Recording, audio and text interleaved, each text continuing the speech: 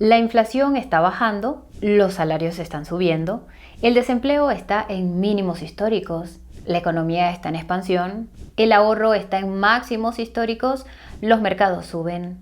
Al menos eso es lo que el cuarto poder del gobierno, es decir, los medios de comunicación, llevan diciendo meses, pero cada día que pasa es más difícil de creer y con razón.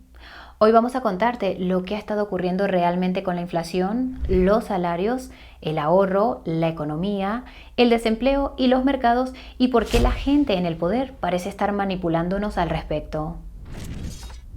Según la mayoría de los datos oficiales de inflación de todo el mundo, esta ha descendido desde los máximos de las últimas décadas alcanzados el verano pasado. La cuestión es que este descenso no se está produciendo en todas partes, tampoco significa que los precios bajen y además las cifras oficiales no siempre son exactas.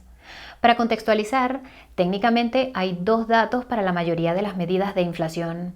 El dato general, que se ve en las noticias, y el dato subyacente del que no parece que se hable mucho en las noticias. El dato general incluye los alimentos y la energía, mientras que el dato subyacente excluye los alimentos y la energía.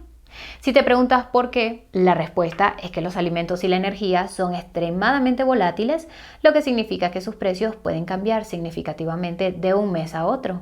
Esto da mala imagen cuando la inflación general aumenta y muy buena cuando la inflación general disminuye como ahora.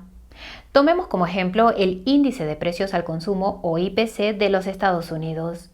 El IPC general ha descendido rápidamente y parece estar a punto de caer por debajo del 3%, lo que sin duda es una buena noticia. No obstante, como puedes ver, el IPC subyacente parece estancado en torno al 5%, lo que obviamente no es una buena noticia. Si has visto nuestro reciente resumen de la cumbre de bancos centrales en Jackson Hole, sabrás que aproximadamente la mitad del IPC subyacente procede de los servicios no relacionados con la vivienda. Pensemos en restaurantes, hoteles, mecánicos, etc. La otra mitad del IPC subyacente se compone de bienes como teléfonos y ordenadores y servicios relacionados con la vivienda como el alquiler. ¿Cuánto te afecta personalmente cada componente del IPC general? Depende en última instancia de dónde vivas. Si vives en una gran ciudad, lo más probable es que tengas unos costes de alquiler más elevados. Si vives en una zona rural, entonces lo más probable es que tengas una mayor inflación de los bienes debido a unas cadenas de suministro más caras. Si vives en una zona que ya no experimenta una inflación elevada debido a estos factores, lo más probable es que los precios de los bienes, servicios y alquileres no hayan bajado tanto como esperabas. De hecho, es posible, por no decir probable, que todos estos costes sigan aumentando, aunque mucho más despacio. El motivo es sencillamente que una inflación más baja no significa desinflación. Para simplificar, se puede decir que inflación significa que los precios suben y que desinflación significa que los precios bajan. Si experimentaste una inflación del 10% el año pasado y la inflación ha bajado al 2%, significa que los precios todavía son un 12% más altos. Pero, por supuesto, todo esto supone que las medidas oficiales de inflación son exactas y representativas de aquello en lo que gastas tu dinero cada mes. Tienes que saber que muchas medidas de la inflación, como el IPC, se han revisado muchas veces a lo largo de los años. Si utilizas las medidas más antiguas, la inflación es mucho mayor. Puedes obtener más información sobre cómo se calcula el IPC y por qué no es precisamente exacto utilizando el enlace de la descripción. Esto enlaza con la segunda afirmación que hacen los medios de comunicación. Los salarios están subiendo. Según Trading Economics, los salarios en los Estados Unidos están aumentando actualmente a una media de alrededor del 5%, en el Reino Unido alrededor del 8% y en la zona euro alrededor del 4.5%. A primera vista es una buena noticia porque significa que la gente gana más dinero. No obstante, si lo miras más de cerca, te das cuenta de que estos aumentos salariales apenas siguen el ritmo de la inflación. Además, no son universales. Algunas profesiones e industrias han experimentado aumentos diferentes. Recordarás que la inflación subyacente en los Estados Unidos ronda el 5%. Esto significa que el incremento salarial medio real de los Estados Unidos apenas sigue el ritmo de la inflación. Lo mismo ocurre en el Reino Unido, donde la inflación subyacente ronda el 7% frente al 8% de incremento salarial, y en la zona euro, donde la inflación subyacente supera el 5% frente al 4,5% de incremento salarial. Ahora bien, recordarás que la mayor parte de la inflación subyacente en los Estados Unidos procede de los servicios no relacionados con la vivienda. Lógicamente, estos son los sectores que probablemente han experimentado las mayores subidas salariales. El ejemplo que nos viene a la mente es el de los trabajadores de UPS en los Estados Unidos, que obtuvieron incrementos salariales de entre el 17% y el 55% como parte de un reciente acuerdo. No obstante, si tienes la suerte o más bien la desgracia de trabajar en banca de inversión, lo más probable es que hayas recibido un recorte significativo de tu prima anual. Como referencia, las primas anuales representan hasta el 50% de los salarios de los empleados de banca de inversión. Por tanto, un recorte del 50% en la prima significaría un recorte salarial del 25%. Vaya. Lógicamente, los cambios en los incrementos salariales pueden provocar y a menudo provocan cambios en la inflación. De hecho, a la Reserva Federal y a otros bancos centrales les preocupaba inicialmente que unos salarios elevados provocaran un mayor consumo, lo que se traduciría en un aumento de los precios y de los salarios y finalmente en una mayor inflación. A esto se le denomina espiral de salarios y precios, y la buena noticia es que a la Fed y a otros bancos centrales no les preocupa tanto, al menos por ahora. No obstante, si lo piensas bien, el hecho de que no les preocupe una espiral de salarios y precios podría ser una mala noticia porque significa que podría ocurrir lo contrario. Curiosamente, no existe un término oficial para este escenario opuesto. Bloomberg lo denomina, citamos, espiral inversa de salarios y precios. Como habrás adivinado, esto ocurre cuando los salarios disminuyen, lo que se traduce en un menor consumo que lleva a la caída de los precios y a la bajada de los salarios y así sucesivamente. Normalmente esto se asocia a una recesión en la que millones de personas pierden su empleo, pero los medios de comunicación afirman que podría ser posible que los salarios y los precios disminuyeran sin causar pérdidas de puestos de trabajo. La cuestión es que la Fed y otros bancos centrales están intentando, no tan sutilmente, provocar la destrucción de empleo para mitigar la inflación. Esto está relacionado con la tercera afirmación que hacen los medios de comunicación. El desempleo está en mínimos históricos. Para quienes no estén familiarizados, el desempleo mide el porcentaje de personas que buscan trabajo pero no lo encuentran. Esta cifra no incluye a los parados que no buscan trabajo. De forma similar a las medidas de inflación, las medidas de desempleo suelen clasificarse en dos categorías: desempleo general y desempleo juvenil. Una de las diferencias es que las medidas de desempleo suelen revisarse a medida que se descubren o recuentan datos adicionales sobre el empleo. Por ejemplo, la Oficina de Estadísticas Laborales de los Estados Unidos revisó recientemente sus estadísticas de desempleo y concluyó que este era mucho mayor de lo calculado inicialmente. Aún así, el desempleo en los Estados Unidos sigue en su nivel más bajo de las últimas décadas, por debajo del 4%, que es el objetivo de la Fed. Pero esa es la cifra general. La tasa de desempleo juvenil en los Estados Unidos ha aumentado rápidamente desde abril y se acerca rápidamente al 9%. Y lo que es más importante, si amplías la imagen, parece el final de una tendencia bajista a largo plazo. En otras palabras, parece que el desempleo juvenil en los Estados Unidos está a punto de empezar a aumentar durante un periodo prolongado. Lo interesante es que este cambio de tendencia en el desempleo juvenil parece haberse producido debido a la crisis bancaria que tuvo lugar en marzo. Esto tendría sentido teniendo en cuenta que las pequeñas y medianas empresas suelen ser las que contratan a trabajadores jóvenes y sin experiencia. Para que quede claro, la crisis bancaria ha hecho que los bancos tengan más cuidado con a quién prestan dinero, sobre todo los bancos pequeños y medianos. Resulta que estos bancos conceden la mayoría de sus préstamos a pequeñas y medianas empresas. Por tanto, menos préstamos significa más desempleo juvenil. Hay muchas razones por las que el desempleo juvenil es significativo. Para empezar, puede ser un indicador de un mayor desempleo en otros grupos de edad. Si el desempleo juvenil se mantiene demasiado alto durante demasiado tiempo, también puede provocar un descenso de la productividad a largo plazo debido a la falta de experiencia laboral.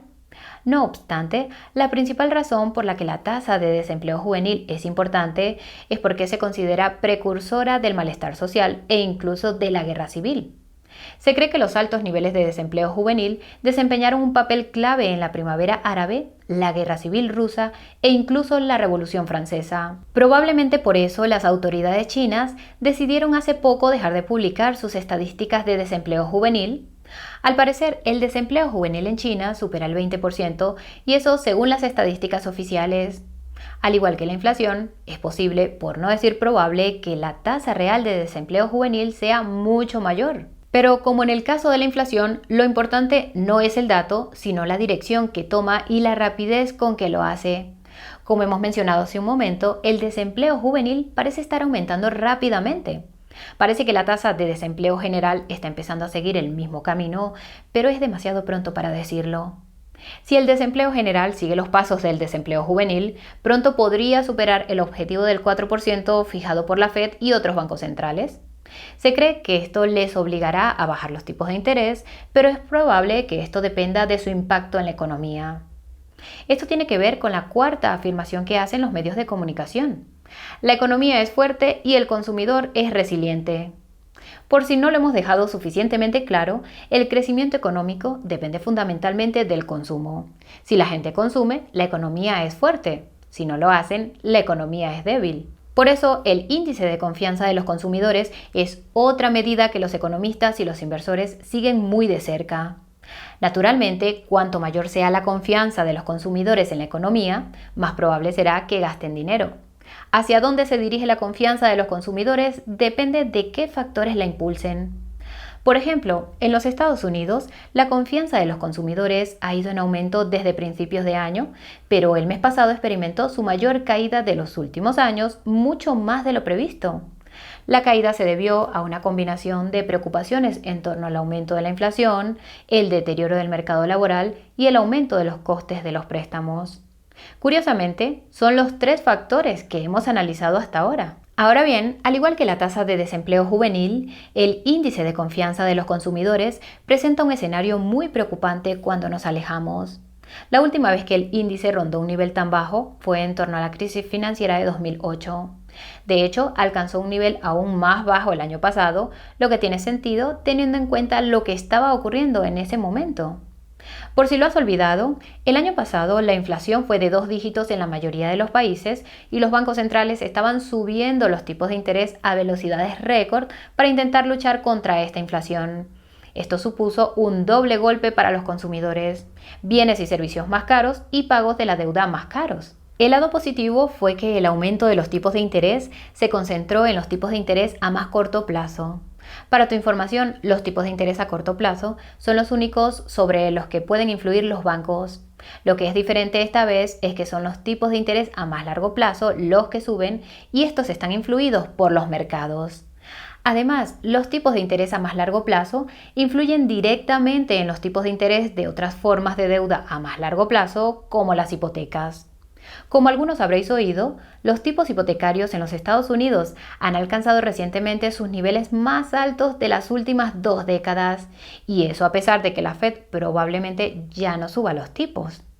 Esto nos lleva a preguntarnos ¿por qué están subiendo los tipos de interés a largo plazo? Y la respuesta parece ser porque los inversores creen que la inflación seguirá siendo más alta durante más tiempo. En consecuencia, exigen que los tipos de interés de la deuda a más largo plazo sean más altos para compensar la inflación, algo parecido a lo que ocurre con los salarios. El lado positivo en este caso es que la mayoría de las hipotecas son fijas y a largo plazo, al menos en los Estados Unidos. Esto significa que un cambio en los tipos hipotecarios solo afectará a quienes intenten comprar una vivienda nueva. Para los países con hipotecas fijas a más corto plazo, como el Reino Unido, el aumento de los tipos hipotecarios significa que la gente perderá su casa. Se puede decir con seguridad que perder tu casa no inspira confianza a los consumidores. El índice del Reino Unido cayó bruscamente por debajo de los niveles de 2008 hace un par de meses y apenas se ha recuperado. Lo peor es que las hipotecas no son las únicas deudas que tiene la gente.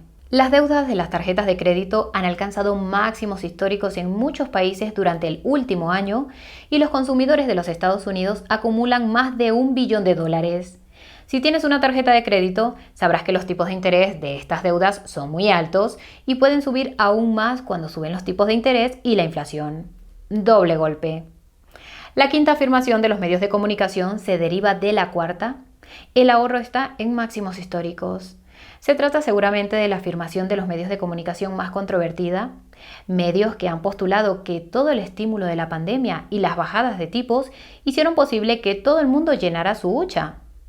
Como con todas las estadísticas comentadas hasta ahora, el diablo está en los detalles.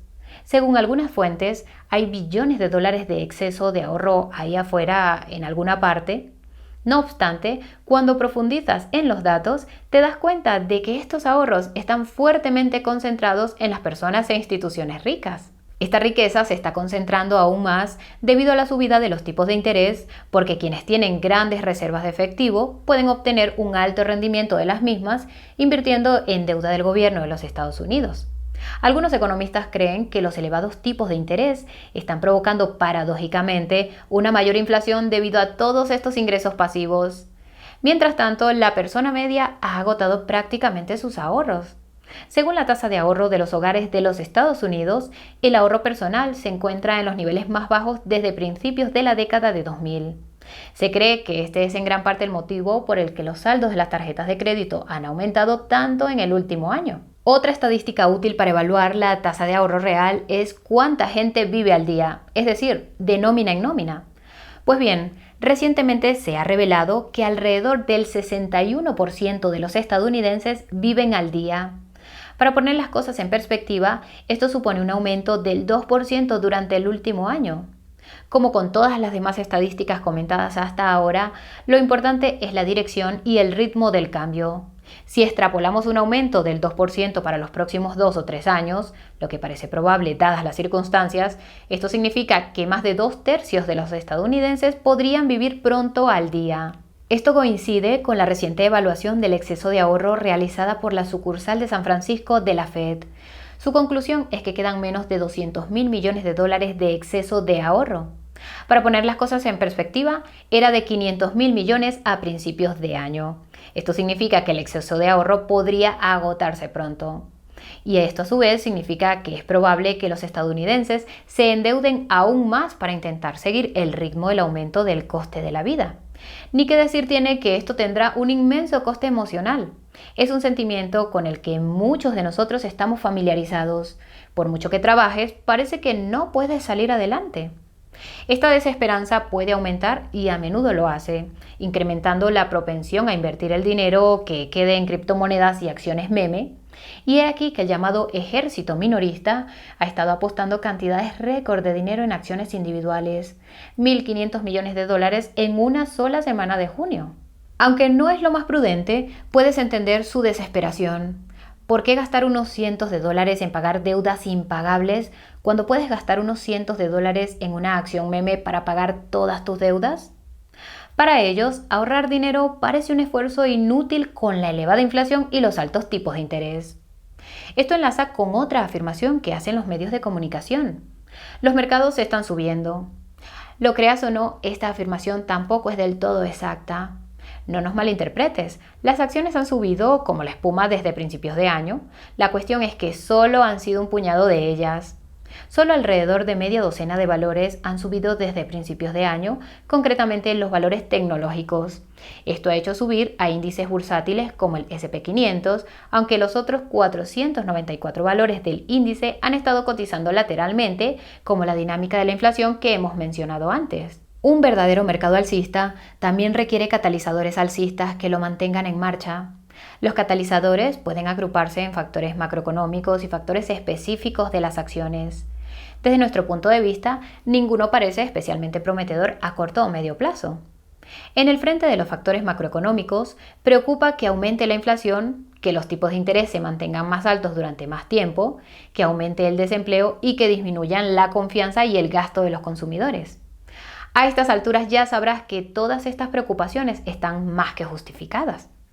En cuanto a los factores específicos de las acciones, preocupa el descenso de los beneficios, que está garantizado si aumenta la inflación, los tipos de interés se mantienen más altos durante más tiempo y disminuyen la confianza y el gasto de los consumidores. Hay que tener en cuenta que muchos minoristas como Target han registrado su primer descenso de ventas en años y prevén más descensos. Pero como hemos visto, lo que más ha impulsado a los mercados últimamente es la narrativa. En el caso de las acciones, la narrativa ha sido la IA, que producirá enormes ganancias de productividad y aumentará los beneficios. Mientras sigan apareciendo pruebas de esta narrativa, es muy posible que las acciones sigan subiendo, aunque los fundamentales reales sigan deteriorándose. El problema es que si estas narrativas se desmoronan, la subida se convertirá en una fuerte caída y los fundamentales entrarán en acción. Digamos que es tan fácil crear una narrativa como destruirla. Esto nos lleva a la gran pregunta: ¿por qué la gente en el poder parece estar manipulándonos a este respecto? La respuesta corta ya la hemos comentado antes: el malestar social. Si el ciudadano medio se diera cuenta de lo mala que es la situación, la gente en el poder no seguiría en el poder mucho más tiempo. El aumento del populismo que hemos experimentado en todo el mundo es una consecuencia de este hecho y es una tendencia que probablemente continuará mientras los tiempos sean difíciles. Lo más preocupante es que las personas en el poder están intentando infiltrarse en este populismo para asegurarse de que mantienen el control incluso cuando se produzca el supuesto cambio. Si lo consiguen, esto garantiza que veremos repetirse la historia. Habrá un ajuste de cuentas, todo parecerá arreglado y luego empezará a desmoronarse lentamente de nuevo a medida que la gente en el poder vuelva a sus costumbres anteriores. Hay quienes dirán que la corrupción humana será la causa de toda esta situación. Dicho esto, estos tiempos volátiles tienen el potencial de ofrecer enormes oportunidades a quienes presten atención. Hay que admitir que prestar atención es difícil, especialmente cuando gran parte de lo que ves en las noticias es propaganda y gran parte de la información independiente que encuentras, como en este vídeo, suele ser deprimente. Pero no te equivoques, durante estos próximos años es donde se determinarán los futuros líderes del sector privado y público, donde se puede ganar realmente la libertad y donde se puede acumular verdaderamente la riqueza. Lo primero es entender lo que realmente está pasando para poder actuar adecuadamente. Descubrirás que la forma en que debes actuar es hacer lo contrario de lo que hace todo el mundo. Si todo el mundo invierte, no inviertas. Si todo el mundo gasta, no gastes. Si todo el mundo pide dinero prestado, no lo pidas. Te sorprenderá lo mucho que avanzarás simplemente no haciendo lo que hacen los demás. Y tampoco se trata solo de lo que haces, se trata de a qué prestas atención cada día. Si todo el mundo está prestando atención a la última historia de Omnis o similar, ignórala y pregúntate qué está pasando realmente en el mundo. Encontrar esa información no es fácil, pero se puede encontrar, y una vez que la encuentres estarás en el camino del éxito. Como dijo una vez Mark Yusko de Morgan Creek Capital, citamos: la concentración es el mayor superpoder. También es un superpoder que está a disposición de cada uno de nosotros. Concéntrate en lo correcto y triunfarás. Y hasta aquí el vídeo de hoy. Si te ha parecido informativo, dale al botón de me gusta para hacérnoslo saber. Si quieres recibir más contenido informativo, suscríbete al canal y a sonar esa campanita de notificación. Si quieres que otras personas estén informadas, tómate un segundo para compartir este vídeo. Si eres un apasionado de las criptomonedas, la página de ofertas de Coinburo tiene promociones y descuentos que no te puedes perder. Tiene hasta $40,000 en bonificaciones en los mejores exchanges, grandes descuentos en los mejores monederos hardware y mucho más. El enlace está en la descripción. Como siempre, muchas gracias por acompañarnos. Nos vemos muy pronto. Chao, chao.